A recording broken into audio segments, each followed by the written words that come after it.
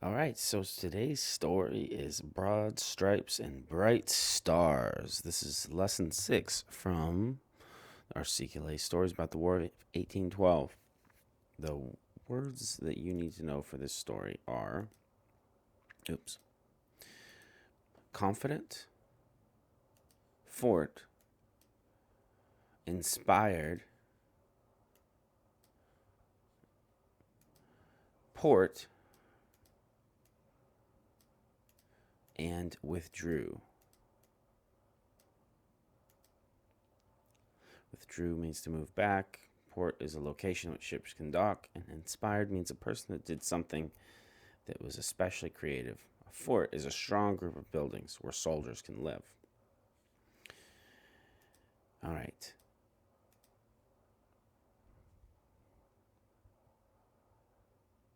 Listen closely to learn who wrote the Star Spangled Banner.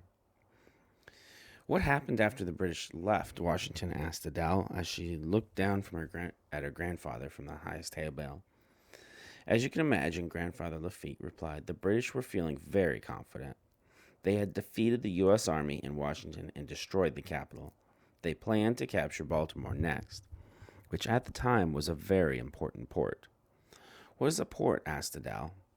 A port is a town or city where ships load and unload cargo. Baltimore was a deep water port, meaning that the water was deep enough for really big ships to sail into the dock there. Baltimore was a port where the ships could send and receive goods like flour, tobacco, sugar, explained Grandfather Lafayette. Besides that, Baltimore is the central location between New York, Philadelphia, and Washington. But for the British, it would provide a place to land a huge invading army.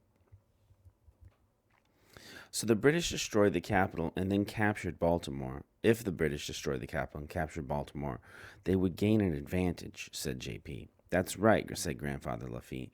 Capturing Baltimore was the key part of the British plan. From there, they hoped to attack other important cities. But I'll tell you what actually happened.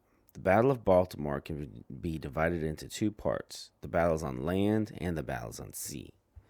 The British general in charge of the attack on Washington, D.C., thought that they could capture Baltimore as easily as they did the capital. Oh boy, sighed J.P., these cats are interested in the story too. At that moment, the second barn cat had come to join the first one, and the second cat was attempting to sit on JP's chest. That's not what happened, though, continued Grandfather Lafitte. The people in Baltimore knew that the British were coming, and they prepared themselves for a fight. The general in the U.S. Army ordered huge earth banks called entrenchments to be built along the eastern side of the city. They knew that the British soldiers would have to begin their attack there. Sure enough, one September morning, the British landed several thousand soldiers at a place called North Point. What is an entrenchment? Adele repeated the word that she didn't understand as she detangled a long piece of string above the barn cat's head. Entrenchments were like trenches dug into the ground or sometimes walls built above the ground. The entrenchments acted as a defensive wall and as a means of targeting the advancing army, explained Grandfather Lafitte. In addition to building the entrenchments, the army got ready to defend Fort Mchenry. Was the purpose of Fort Mchenry to protect Baltimore's harbor? Asked JP. Yes, Fort Mchenry was a defensive fort located right on the bay. It was in the shape of a five-pointed star. Soldiers were perched on top of each star point to protect the fort in all directions. The major knew that they had to try to keep the British soldiers out or they would lose. The British soldiers began to advance in the city. They kept coming until they were finally pushed back by a large U.S. army. Did the British give up? Asked JP. Not yet, replied Grandfather Lafitte. They withdrew and set up camp.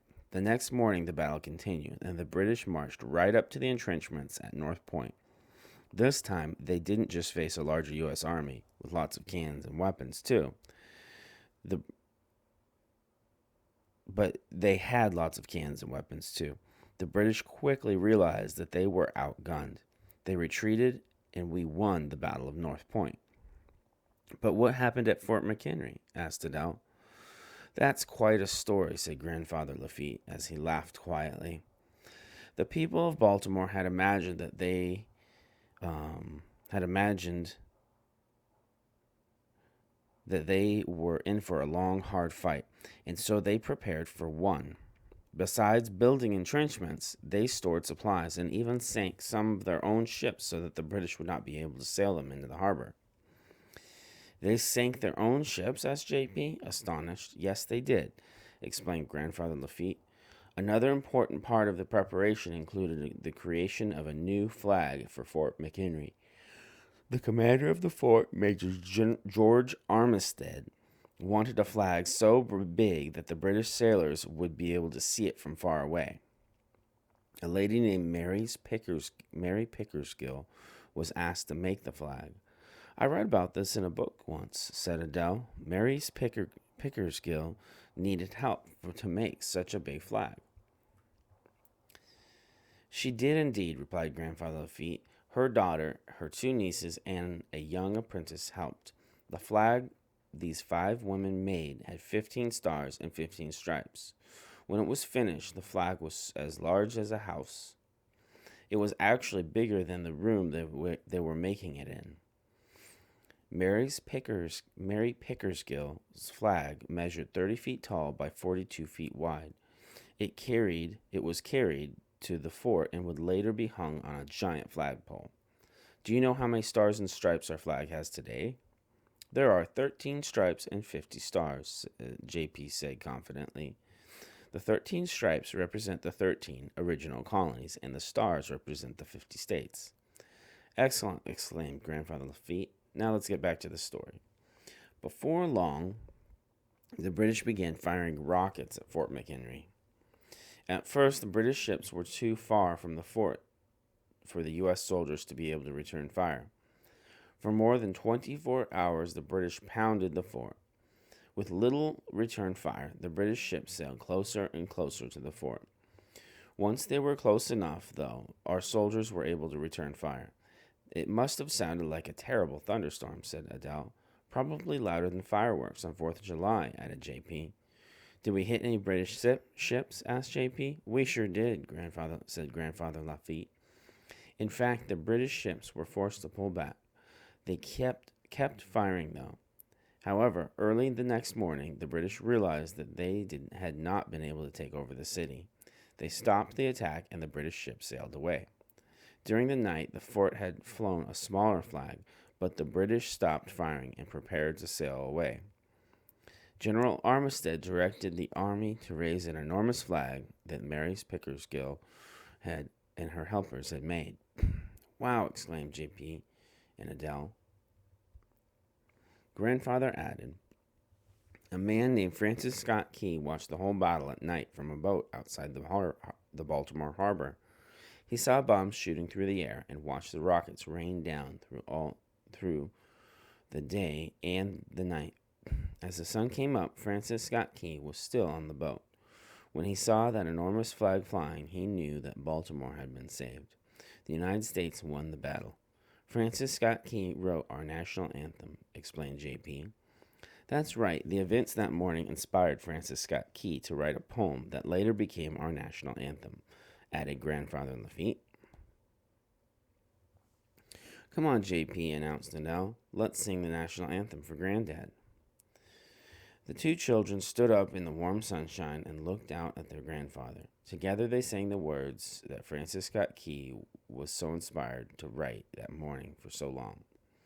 Oh, say, can you see by the dawn's early light what so proudly we hailed as the twilight's last gleaming, whose broad stripes and bright stars through the perilous fight over the ramparts we watched were so gallantly streaming, and the rocket's red glare and the bombs bursting in air gave proof through the night that our flag was still there. Oh, say, does that star-spangled banner yet wave o'er the land of the free and the home of the brave?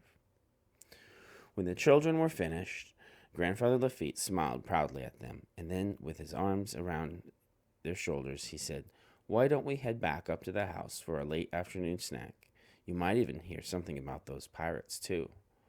Sounds good to me, said Adele as she scrambled down the hay bales. Ooh, pirates, exclaimed JP. Then together the three walked back to the house with the two furry friends at their heels.